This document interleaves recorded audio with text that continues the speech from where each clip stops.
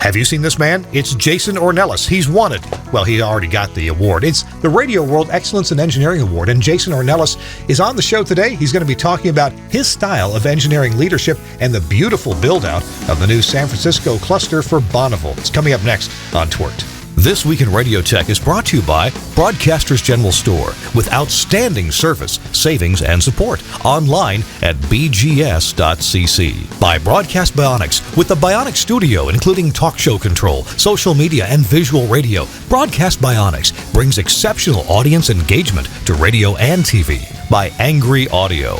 Audio problems disappear when you get angry at angryaudio.com. And by Max Connect Wireless, prioritized high-speed internet service designed for transmitter sites and remote broadcasts. Hey, welcome into This Week in Radio Tech, the show where we're talking about everything from the microphone to that light bulb there at the top of the tower, where that one came from. I'm Kirk Harnack here in the Telos Alliance studio in Nashville, Tennessee. Delighted to be here with you. Glad you could join us, too.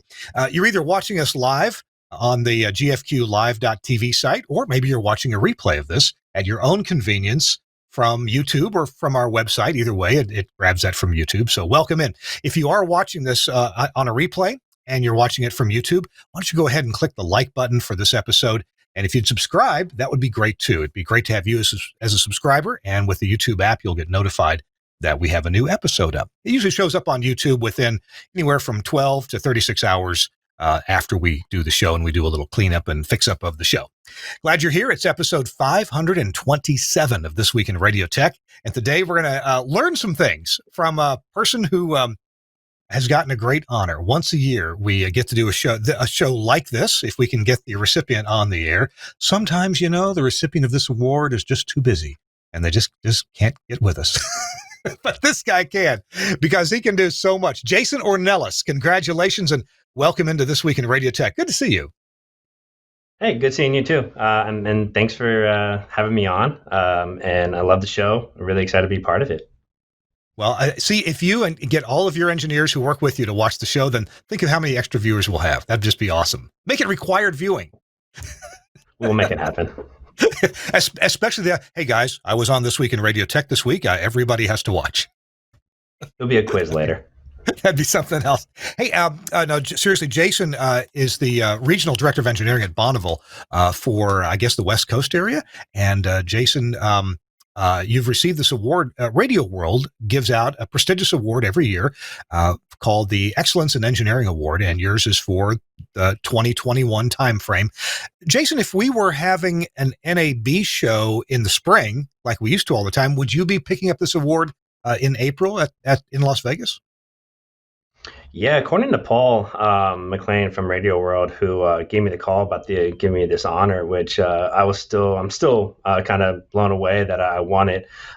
There would be a kind of a reception get together at NAB, and there would be a physical award.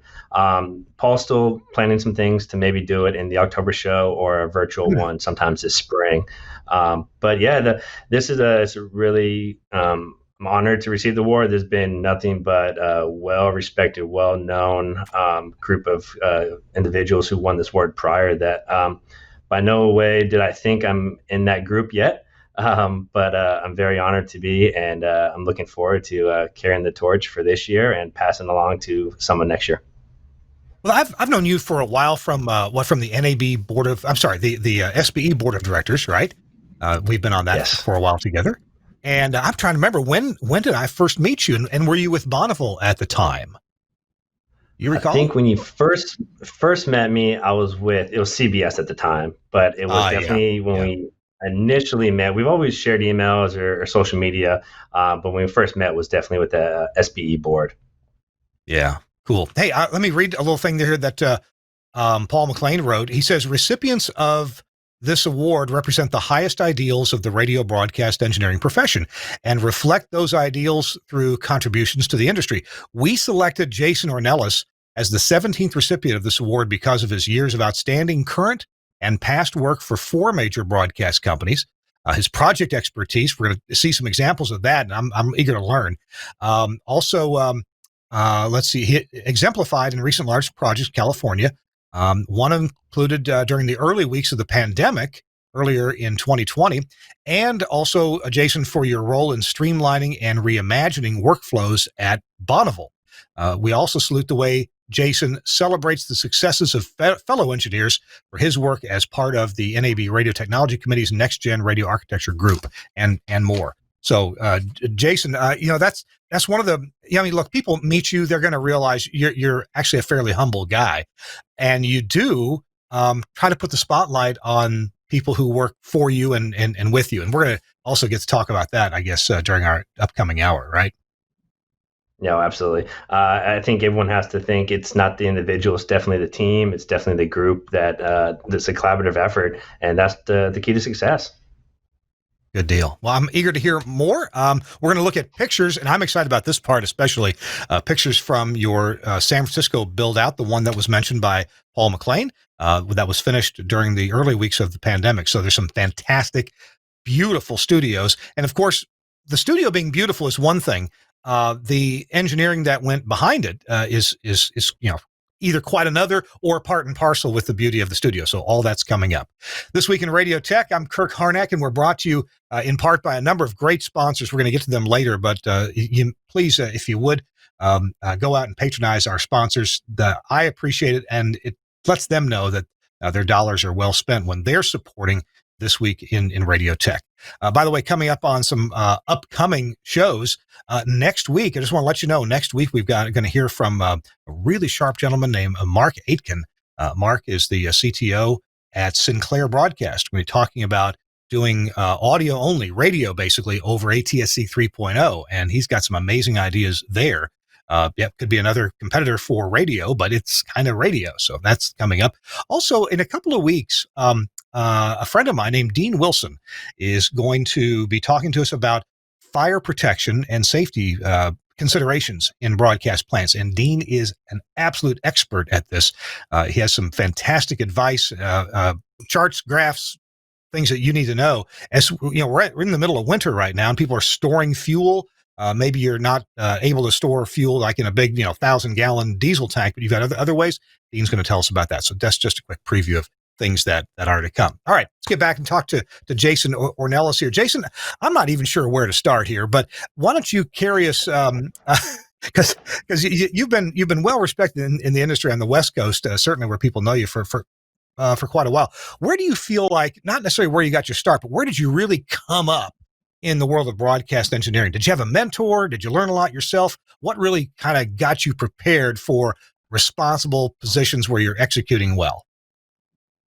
I think I've been fortunate enough from my start in college, and I went to University of Indianapolis for a baseball scholarship, and was a communication major, minored in electronic media, and got into the radio department there for WICR. And actually, that's where I used all Axia, the Smart Surface consoles back in the day, beautiful consoles, and really learned audio over IP. So I actually learned audio over IP first. That's all I knew, and really understood that. When I then graduated, I got hired right away with Clear Channel in San Francisco, now iHeart. And my first boss, the director of engineering, is David Williams. He really took me under his arm and really guided me along the process. And some of the studios that I initially was in charge of were in the San Jose, the South Bay of San Francisco. And they were old analog PRNE consoles, Molex connectors, the big PMX consoles. And I was like, what is this? I know digital. I don't know the analog side. So it was a good learning curve to learn what everything else was prior, before Axia came out, where I was at. And then from there, after a couple of years into some sales, I ended up going to Grady Media to take my next step from a staff engineer to be a chief engineer in the New Jersey cluster for Grady Media. I was there for almost 4 years. And then after, Mother Nature, with Hurricane Sandy, Hurricane Irene, the crazy snowstorm of Halloween, my wife was a little homesick and wanted to get back to California, where we're both from. And CBS came calling, and I got a job with 2 stations as the chief engineer for CBS in Sacramento, which morphed into the director of engineering role for the whole market with 5 stations. And then throughout that whole process turned into Bonneville with the merger of CBS and Intercom. But Yeah. I've been very fortunate along the way. I've had great mentors from at Clear Channel, at Greater Media with Keith Smeal and Smitty. Everyone knows Smitty. And then all the legendary guys at CBS. I've been very fortunate to always have people want to share their knowledge, share their expertise, and really teach. And I think that's where I still like that process of teaching and sharing information and not being the gatekeeper for it all. Yeah, not being the gatekeeper. Then, speaking of teaching, do you prefer to teach by, let's say you have a staff engineer, and you may know that the staff engineer is going to stub his toe on a project here, but you are willing to let that happen and let that engineer figure the things out for himself, maybe with a little bit of guidance from you? Or are you the kind of teacher that wants to tell him everything first so he won't stub his toe? How do you let people, fly on your own, or no, stay here close and I'll show you all the ropes? Well, where do you fit in there? I think it all depends on the project and depends on the situation. There's times where green light it, go ahead, you go for it, you go ahead and do it yourselves, and let me know if you hit a stumble block. But I'm also the type of person that's not going to tell someone to do this without going to do it with them. I'm the guy that if we're going to do a cable pull, I'm on the other side making that cable pull happen. I think that's that collaborative effort and to share the expertise of how things can get done. But at the same time, I'm always learning. And if I let them try to do something else, I might learn something different or a different approach to it.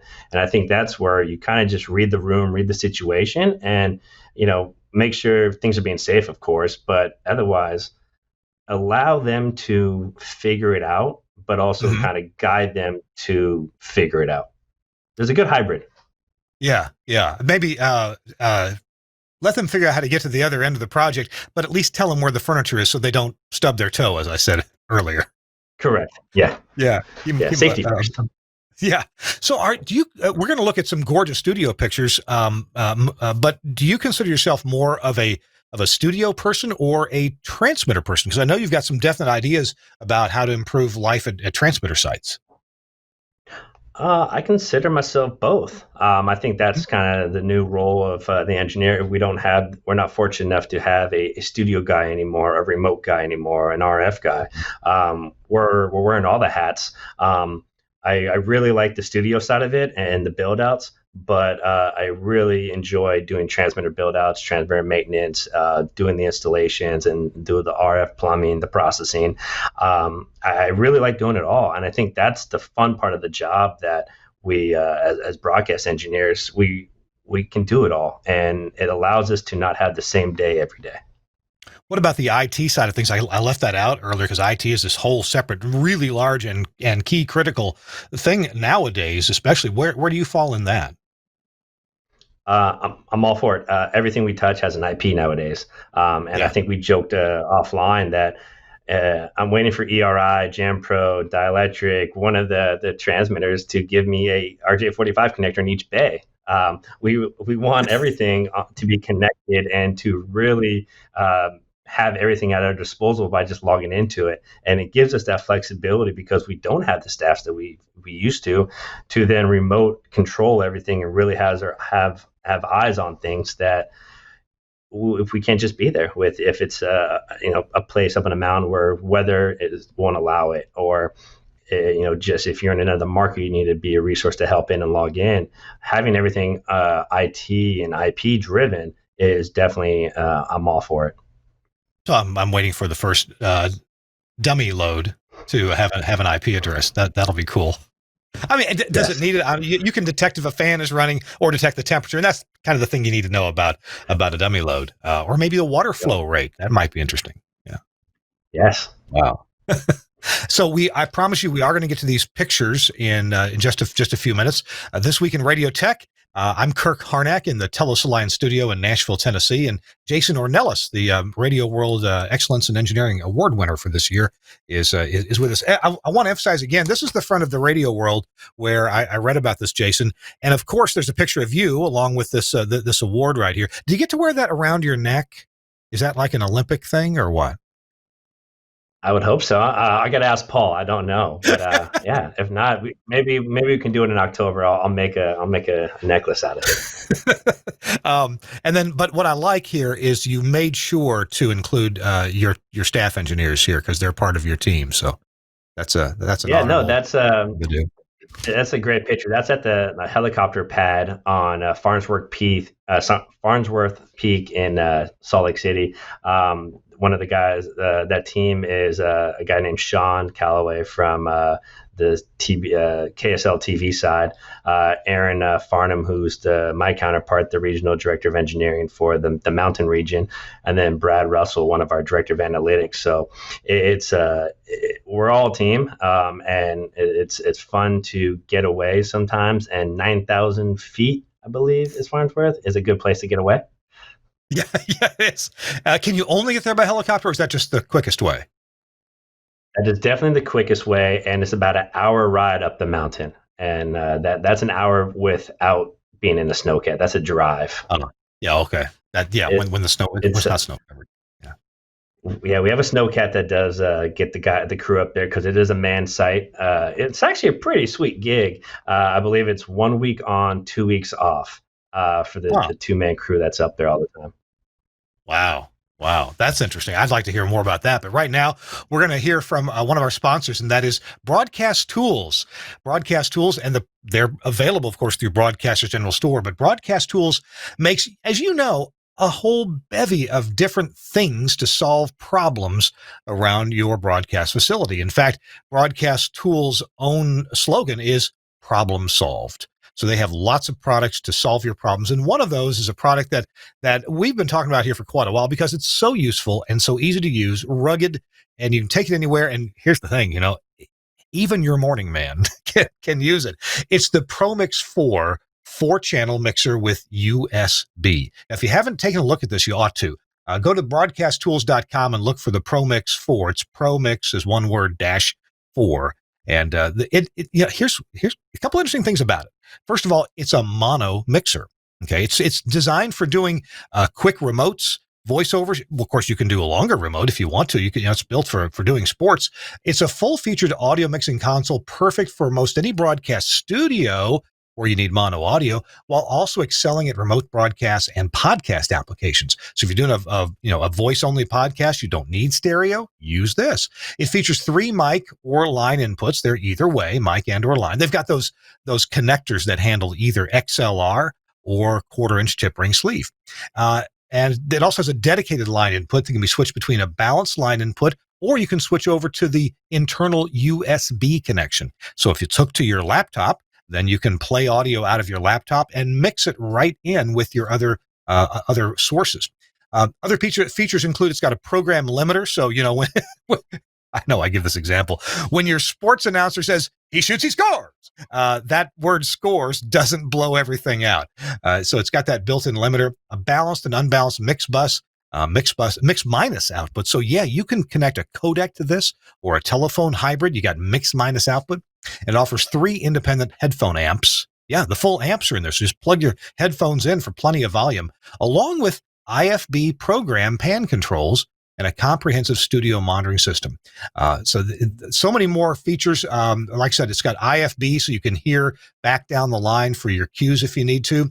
It's got a line level monitor speaker audio output with switch configurable mic muting. So yeah, you turn your mic on, you can mute the speaker if that's what the studio needs. It has an on-air tally warning light relay output. So hook that right up to your LED on-air light. Remote channel control and status via terminal block connectors.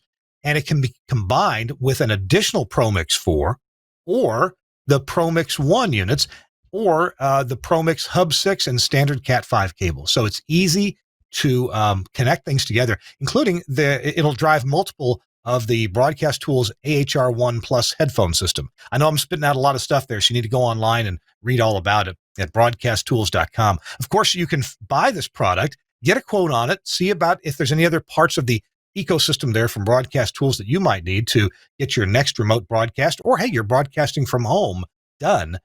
Contact Broadcasters General Store. That's at bgs.cc, or call them. They're really set up to take phone calls. I just talked to Travis Tibbett yesterday, at 352-622-7700. 352-622-7700. You call them. They are Johnny on the spot with information and quoting and also delivery information. Thanks a lot to Broadcast Tools and Broadcasters General Store.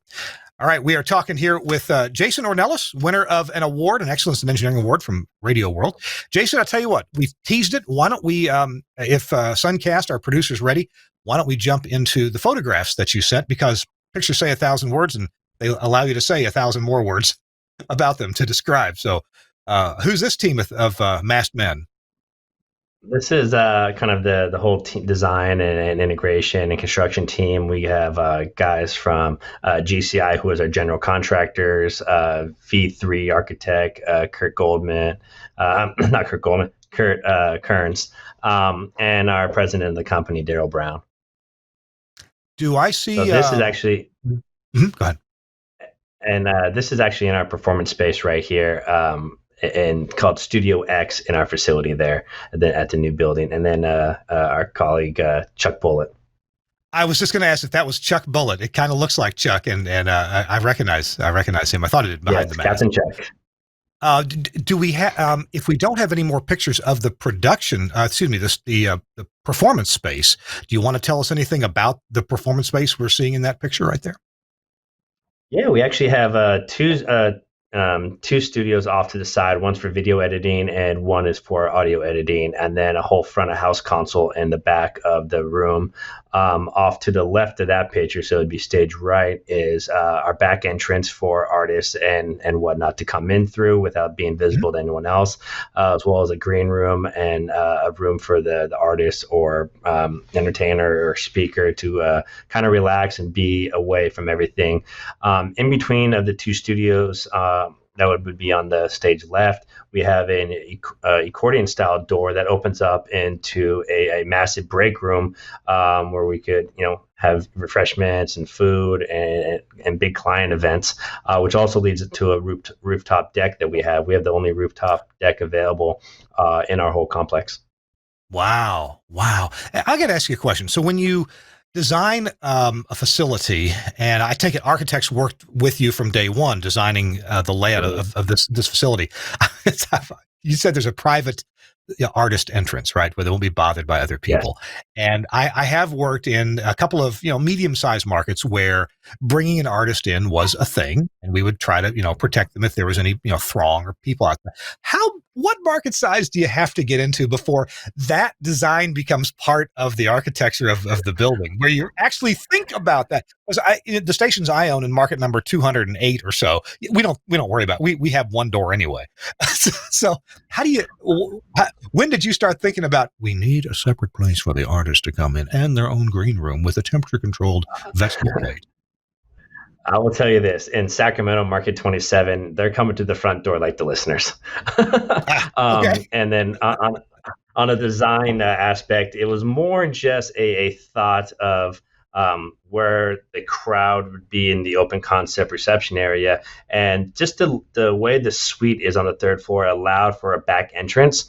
So it wasn't really designed that way, but it really worked out that way. And where we placed the performance space in the suite, it allowed for that to naturally come out. It wasn't a design by any means, but it really worked out that way. And after we kind of got that space laid out on blueprints, we weren't changing that space at all based off that entrance and keeping it away from everything. And, it's kind of like the theater of the mind, load in, load out. You have a back area to do instead of coming into the main entrance. Good point. Let's take a look at our next picture as we move along here. We're going to get into some, okay. So tell me about this. What is this? So this is right outside of all the programming on the Air Studios, and that's kind of our. We have 8 kind of stand-up, sit-down furniture design desk. The whole furniture, the whole suite was fully designed with OmniRex furniture from the studios to the reception desk to every employee office space. Those are all stand-up, sit-down, and allow all the jocks and producers to have a workstation to work pre or post show, audio editing, had their Vox profiles there, as well as you kind of see a kind of a, we call it a a meeting area, huddle area, which is a high Yeah. top table that allows 8 people right there for with a TV display, so programming can have some informal meetings and go over ratings on a display that they can control wirelessly and allow for them to do their own presentations or brand huddles or etc. I've noticed the high top tables are popular. I've seen them in other radio stations. Even in a station in Australia comes to mind. They had this. You call it a huddle table. It's a great name. Does the high top kind of add to the available energy people have? They're either standing or they're sitting in a high stool, right? Yeah, I think it kind of gives just a way that a different way to sit, a different piece of furniture. Instead of just always sitting, it allows for them to be at a different level, kind of a more informal meeting space and not as much as a personal space. And then we have some wood trim that acts as acoustic barrier for duct work. Because of San Francisco, we kept with we painted the cable tray orange, which wraps around all the studios, leads into the TOC. You see there, we branded all the studio doors. If it wasn't an on-air room, it just got the Bonneville logo with the studio name, but all the studios are fully branded, and we really have TVs and brand everywhere. That's one thing we really wanted to emphasize throughout this whole area. Gotcha. Let's move on to the next picture then. KOIT, Coit. Tell me about this. Yeah, so Coit, station that Bonneville owned, sold, and bought back again. This is, one of the top rated stations in San Francisco. And as you see there, we have, OmniRex furniture with the design brand cut in the leg that we wanted people to see. As soon as they walk in, they knew it was Coit. And we have the VX phone system throughout the whole place. We have Wheatstone consoles for our audio routing. And we actually went with the KRK ROKIT I want to say Gen 6. They're the white speakers, and they allow for some real cool DSP syncing for the room. So you open up the app and you play audio at different decibel, and it starts doing all the EQing automatically for you in the room. Really cool speakers that we really went with. And really open concept, a lot of natural light. We're doing a lot more video in the studios now. And we really wanted to, because all of our studios have windows, we really wanted to capture the natural light. But we also have shades. We have blackout shades as well as just regular shades as well. You mentioned the windows, and you're in a big market there where soundproofing to the outside is really important. You can have some noisy things going on outside, and maybe there's also the concept of proofing the place against projectiles. I don't know if that plays into it or not. If we could go back, we can probably go to the next picture if it's got pictures of windows, or we'll just pick it up on the next. Oh, okay, here we go. Tell me about what am I looking through to see outside here? So we actually, to your point of security and projectiles, there is a high school baseball field directly behind the window on your left, and then the parking lot for the facilities on the right. So we had to be cautious of projectiles and whatnot. So the exterior windows are actually then framed out, and then we have windows inside of that. So we wanted to really put an acoustic vibe on it. Every studio has three sheets of plywood, as well as 2 inches thick floor to ceiling acoustic wall paneling with acoustic ceiling tiles. You don't hear a single thing in the hallway or outside. That room is completely dead, exactly how we wanted it to be. I'm surprised with all the glass that you have in these rooms that I was going to say, don't you get a lot of bounce off the glass? How is that we don't. mitigated? Yeah. Credit to V3. The way they they're very big on angles, and the way that the room is and the angles of how that glass is, it does not make it bounce. You would really think so as well. I totally agree. And pretty much Coit room, there's windows on every side except for the one directly forward that you see right now, and you can't tell the difference. They're not live rooms. They really are dense and just as we want them.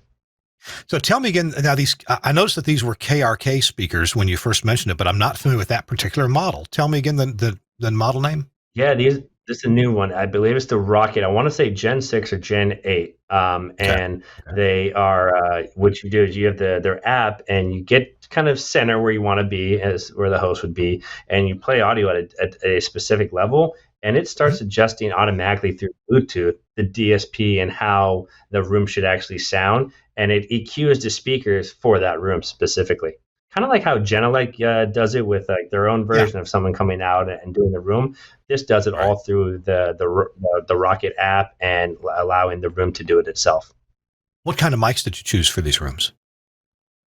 This room, those are the Neumanns. Every room has, they all wanted their own kind of specific sounds. We kind of a hybrid. We're very, we have a lot between Sennheisers and Neumanns and, the Electro Voice RE20s. They're all over the place. So I guess the talent had some input on what mics they like on each brand? Yeah, we pretty much everything is new in every studio except for the mics. The mics came over from the previous studios, and it's something that the program directors really liked. The jocks really liked their mics, and for us, and we wanted to make sure that they felt they had some input in the studios as well as the build out. And one thing they really felt passionate about was which microphone they had, and we rolled with it. No pushback from engineering or the design team, and we wanted it to be an easy transition to this studio. So, sometimes being a little familiar with the microphone, not having to learn, how to get on it and, how to work with the mic, having the mic you're kind of very used to really made it a pretty simple transition. We've got a whole lot more pictures to go, but I want to pause here just a bit longer. And you talk to me before we go to break. Talk to me about your philosophy or what your talent in San Francisco like in terms of mic processing. What's your goal and how do you achieve it in your studios? We kind of have a array of really top personalities in our markets in San Francisco specifically, and some of them are, the Coit is very kind of neutral at the mic, and the voice of the human voice, the personality's voice, really kind of be the shining star and not over processing. And we add a little more edge on our rock station, a little more bass on the mic processing for our urban station on KBLX. And with KMVQ, our top 40 CHR station, really live, a lot of compression, very that rock jock sound. And so every station is processed a little differently on the microphone processing, but it represents the brand, it represents the jocks and how they portray their voice. So it was a process to kind of get them all set up differently, but for the most part, it was a kind of set it, forget it after a little tweaking here and there. Do any of the announcers have their own mic processing presets, or is it kind of set, if you're the operator on this station, here's what your mic is going to sound like? For all the stations except for one of our really big personalities, St. John, our afternoon drive on 99.7 now, has his own mic processing, because the way he projects and how animated he is, we really kind of had to tweak beyond what we could and add some extra dB and gain on some of the compression just for the way he is. And it's definitely one of a kind. It's kind of unorthodox how to do how to do it, but it really works for him. It comes across great, and it was definitely a challenge to get to a point where this doesn't make sense, but why are we doing this? But it worked, and it was very unorthodox, but we're very happy with the outcome. All right. We're talking to Jason Ornellas, Regional Director of Engineering for Bonneville. He's in San Francisco and does a great job. He's the winner of Radio World's Excellence in Engineering Award, and deservedly so. He's the 17th winner that Radio World has put out for that. So, hey, we're going to continue with more pictures coming up and more descriptions of studios and Jason's thoughts about getting them built and continue operating them. It's all coming up in a few minutes. I'm Kirk Harnack in the Telos Alliance studio in Nashville, Tennessee. Our show is brought to you in part by our friends at Broadcast Bionics. Really top-notch software and systems to make your stations work better, sound better, and reach out better. Let's hear from them. We'll be right back. Hi, I'm Phil from Broadcast Bionics in the UK, and we've been helping broadcasters and podcasters to work remotely for some time. But in 2020, this has become more of a necessity for many. X-Screen, Bionics Studio and our other products can be fully functional via the internet on a VPN connection or RDP session. If you have any type of Telos VX, HX6 or IQ6, you may already be using the free edition of X-Screen 2, giving you a software interface to go alongside your VSET controller. The subscription edition not only adds a cloud database and unrestricted workstation licenses, but also allows the user to call screen using a USB headset. Bionic Talk Show, part of the Bionics Studio, also allows this. Up until now, it's mainly been used for remote broadcasts, but now more and more stations have call screeners and producers working from home or socially distanced offices. The teams can still collaborate, communicate and deliver programming with the help of our tools. Many routers will have a VPN option. Your local IT specialist can help with this. Using a VPN, our workstation client software can be run on a home PC or laptop as if it was running on a machine in the studio. With remote desktop, the software still runs on a PC at the station. Simple port forwarding on your router may be all that's required to then control that PC and deliver the headset audio from another device using RDP, which is available as part of Windows. For technical help, our support team are on hand. You can email them on support@bionics.co.uk. Combined with our Anywhere and Skype TX for radio products, broadcast quality audio can be delivered from contributors around the corner or around the globe. They can even instant message with the shared chat windows and see the now playing information from within the Anywhere remote web interface. For more information, go to bionic.radio. We're helping broadcasters around the world to adapt to the new normal with innovative tools from Broadcast Bionics. Let me highly recommend these folks at Broadcast Bionics. Go to bionic.radio. There's a lot to unpack in that 2-minute advertisement, and you can unpack it all at bionic.radio, where you can see demos, video demos of their different systems. I love them. Good folks there at Broadcast Bionics. Thanks a lot for sponsoring This Week in Radio Tech. And no matter where you are in the world, their stuff, it works. Great for social media and so many other parts of your broadcast effort and broadcast day.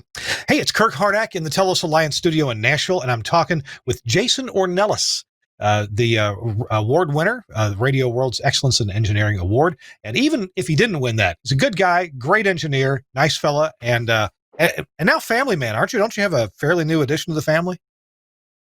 Yeah, 3 kids. 3? Oh, I thought you had your first one. Oh. Yeah. No, three under the age, or my daughter's now a little over 2 years old, but 3 kids. My twin boys are just turned 1 on the 9th, so it's a busy household.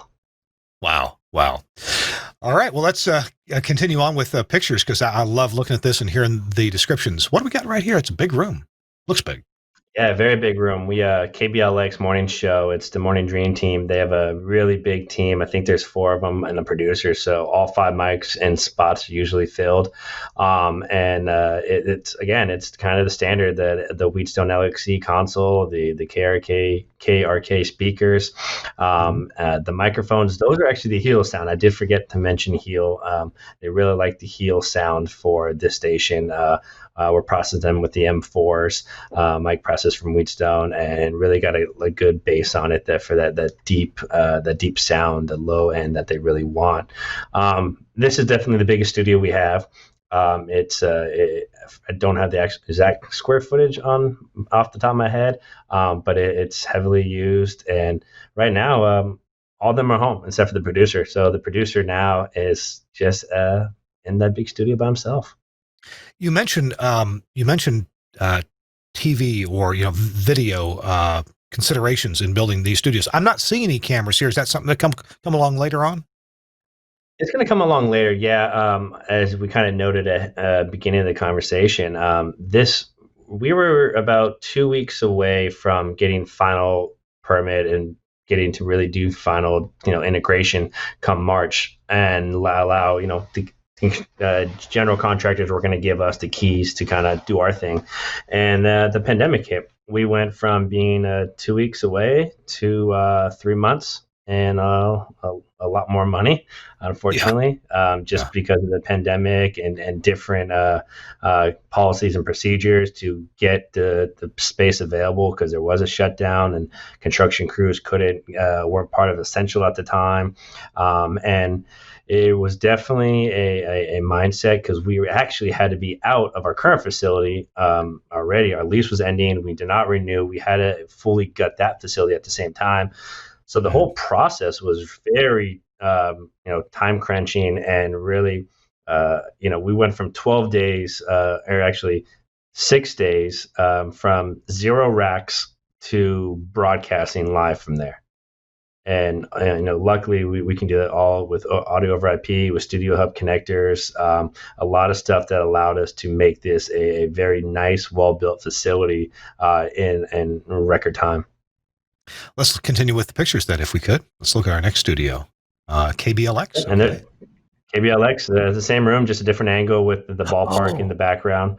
But again, lots of natural light. You got the light traveling from one of the design aspects was carrying that natural light through, and that light will allow the window facing the performance area, not performance programming area. You have natural light coming through the studio, bringing it out into the common areas as well.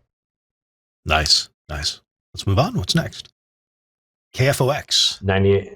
Yeah. 98.5 KFOX, and it's a classic rock station. I actually think they have it's personally one of my favorite studios. They have, it's the studio that faces the ballpark, but you also have the whole rooftop access right there as well. Very well lit.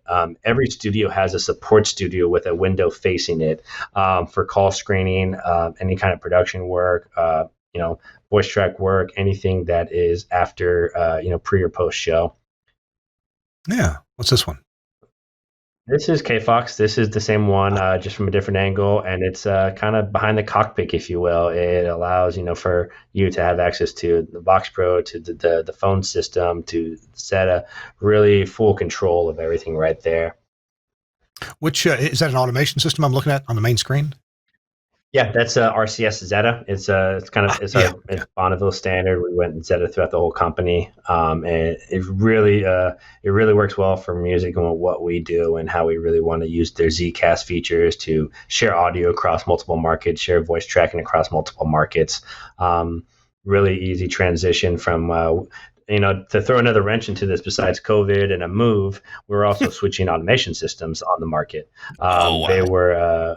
They were initially wide orbit from their intercom days, and we just said, we're already doing two things. Let's just throw another one at them. So all programming had to learn a whole new automation system as well. So needless to say, it went off without a hitch. RCS, we had a lot of good training and on-site support during the pandemic to really make this a smooth transition.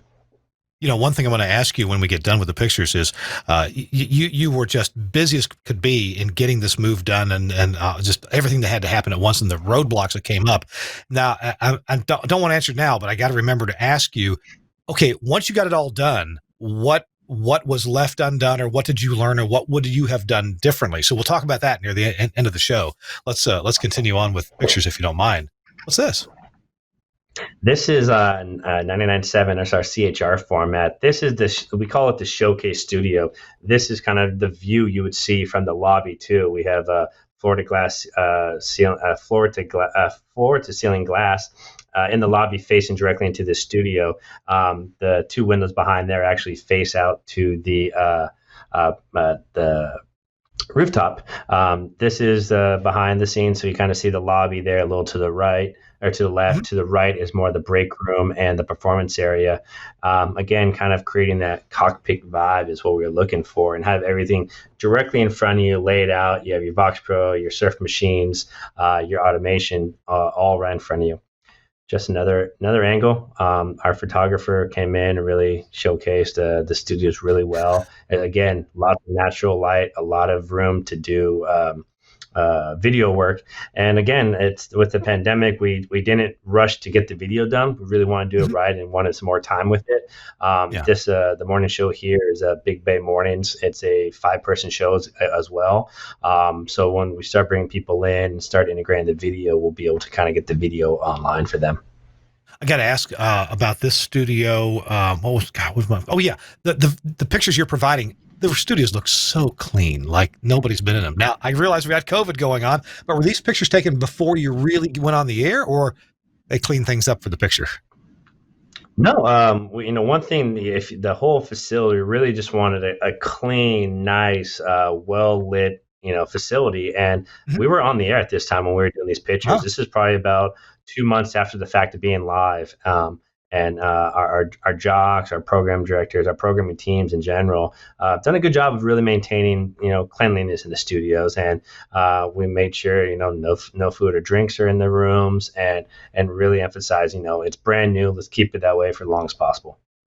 Gotcha. I'm looking at the bullnose on the console there, up near the bottom of the picture, and from where I've worked, it's not a console if there aren't some pens and pencils, shoved between the bottom of the bullnose and the top of the desktop. So kudos to them for keeping it so nice and clean. And part of that is when it starts clean and has clean lines, you kind of feel like, hey, I got to keep this clean, Yeah, clean lines is exactly what we're looking for. Even with that cockpit feel, the head is still, when they're in a position, is above all that. So on a video side, when they're having the line of sight and the communication with everyone else in the video, you have clear shots and you're not hidden behind all the monitors and speakers.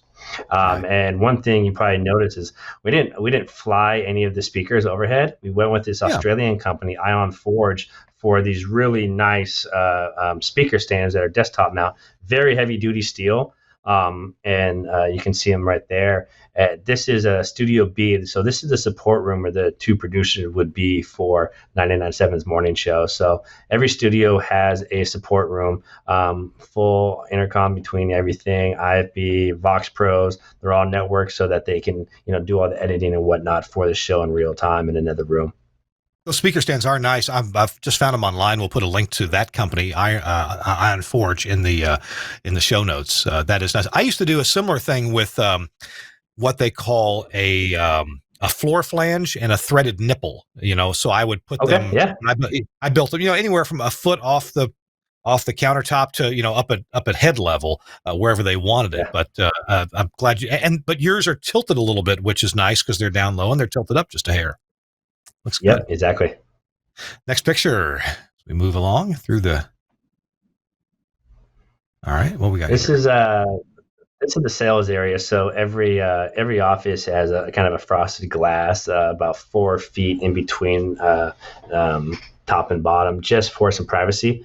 And then every cube, this is the kind of the sales pit. Every sales pit has a stand up, sit down with a guest seat involved for in case a sales assistant or someone in programming or marketing or someone needs to kind of sit down, have a one-on-one conversation. There is some informal guest areas for all the AEs. Sure. All right, let's move on. See what's next. Oh, this was weird. I saw this picture, thought I got to ask about what this is. What's going on here? So these are phone booths. It's from a company directly across the bay, and I'm drawing a blank, and I'm trying to read the bottom name right there. But it's a phone booth company, and it allows privacy. It's temperature controlled. It's motion controlled, so light turns on when he walks in. Stand up, sit down, desk there as well. And with our office phone system, you're able to transfer your phone to the booth so you can park it, pick it up, and have that private conversation that you don't get in the open concept. But it's something we really wanted to make sure we took into effect that there was privacy if they wanted to make a private call or whatnot. And I believe it's Zen Booth. Oh, Zen okay. Booth That's Zen Booth. I figured, hey, if a salesperson went in there and closed the door, they're going to have to come out wearing a cape and making a sale. Exactly. All right, let's see what's next. I don't know how many more pictures we've got. So, oh wow, that must be the rack room. Yeah, this is the lobby. So where the gentleman sitting down is kind of the guest area. We're sitting at the reception desk right now. This picture, so you see looking into Studio A, which is our big showcase studio for 99.7, and then the rack room is right there as well. we really wanted to highlight all of the infrastructure and the blinky lights, and show off the equipment. Usually, tech centers are kind of thrown in the back or thrown in a server farm. No one really gets to see them, but we really wanted to put them on display, and it's a way for the team there to make sure it stays nice and clean. I was going to say there's a secondary effect there. Company's always coming. Company is always coming. Let's look at the next picture, see where we go from here. Oh, that performance space. Yeah, back inside this performance space. So now you can kind of see the area, the back entrance around that wooden wall. This is all steel pipe threaded pipe grid, so we can hang lighting, cameras, anything else. As we built it to grow, and we built it for future, as well as not just building it for where it's currently at. And what we can do with this room is endless opportunities, and how we want to kind of grow from it. Now, which front of console house is position, that? right? Yeah. That is the Behringer XR32, I believe. Oh, yeah, my head. Yeah. Okay. Allows us for, really a lot of multi-track sessions and whatnot, saving presets. So if an artist comes back, same writer, same everything, just press their preset, we pretty much have it dialed in. And then you can see there that's perfect. The two studios, they're also can be used for voice tracking. We have a Zeta and Wheatstone in there, but those are definitely designed to be more the video production and the audio production side for the performance. And then the accordion door that opens up into the break room. Nice. Oh, yeah. What a beautiful setup. And of course, colored lighting control too, so you can do some lighting effects. Exactly. Here's one of the rooms right off the studio. Was that speaker the same thing as the white speakers, but a different color, or is it a different speaker altogether? No, these were just these are speakers that we actually ended up just repurposing from the other ones. They were going to be a little too big in that room, and just because that size of the room is really small, it's pretty much a closet and a half. Those sides with sliding doors, there's not a lot of room in there. So we really wanted to get the speakers a little smaller. So we had some smaller ones from some voice tracking rooms that we just repurposed. Let's buzz through the last 3 or 4 pictures we've got here before we close that part out. Another view. You can see right through to the lobby there. Right to the lobby, yeah. So one thing that we really just wanted this place to really just flow and never feel confined. Our previous facility had a lot of walls up, and you really didn't have this flow. It was more of a maze, where V3 really designed this space to kind of just flow naturally and allow natural light to come in everywhere with a lot of glass. Gotcha. What's next? We went the break room. Yes. So we went from about 35,000 square feet to 18,000. And it actually seems that we are in a bigger facility than what we were in, just with how, tall ceilings, exposed concrete ceilings, polished concrete floors, the different flows of carpet, the natural light really just made this a well-flowing room. We can fit up to probably about 100 people in this break room. Nice. And is there plenty of ice cream in the freezers for the 100 people? Absolutely.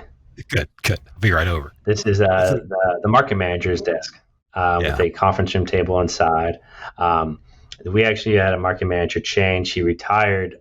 He wanted to retire earlier in the move. The pandemic kind of pushed it, but he stayed through until the full move was done, and then he retired. And we have a new market manager now who loves coming into a brand new facility. And one more pick, I think, is going to round us out. Yeah, just showing off some of the branding with the studio names and on the door, and showing off the cable tray, the exposed. We really wanted to give it that industrial look, yet modern look, and kind of make it really colorful and play off one another. And I think we accomplished that. We have been looking at some fantastic pictures of the Bonneville facility in San Francisco with Jason Ornellas. And Jason, unfortunately, our show's getting a little short on time here. We're going to take our last quick break, and we're going to come back and hear some words of wisdom from Jason. I'll put you on the spot, Jason. All your words of wisdom. Now, I want to just understand a bit more about your engineering leadership style, and maybe if you have a tip that you could leave with our listeners and viewers. That would be great. Someone who's been through, what you've been through here to build that facility. It's great to have the money, but that doesn't mean that your checkbook's unlimited. So it'd be good to understand, how you came to some decisions. We're going to be back with Jason Ornellas here in just a few minutes. I'm Kirk Harnack. It's This Week in Radio Tech, our 527th episode here in the Nashville studios, the TELUS Alliance studios. And, part of Jason's build, and he mentioned this, was using Studio Hub cabling and adapters, because no matter what brand of audio over IP stuff you're using, chances are very good that their equipment uses RJ45 connectors for the audio inputs and outputs like this. And so Studio Hub was the first company to do this years ago. Dan Braverman said, you know what?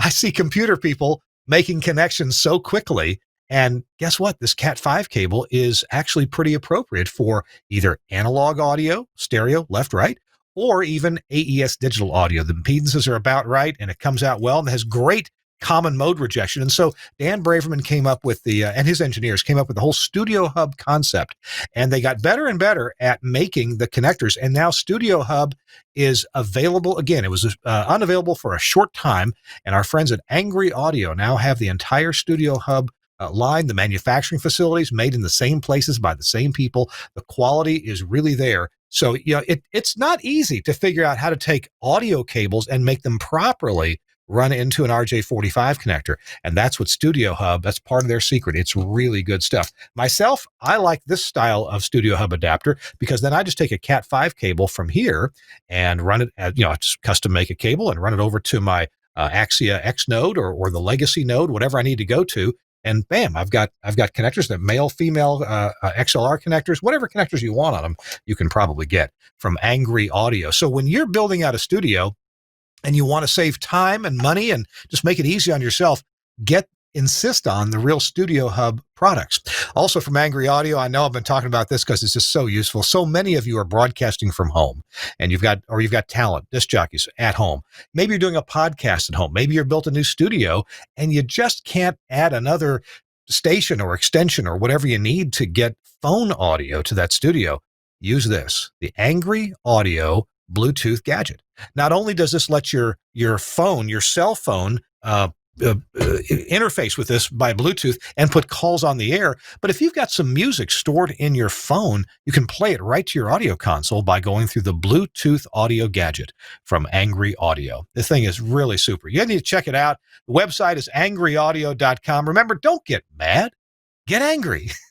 A great slogan from angryaudio.com.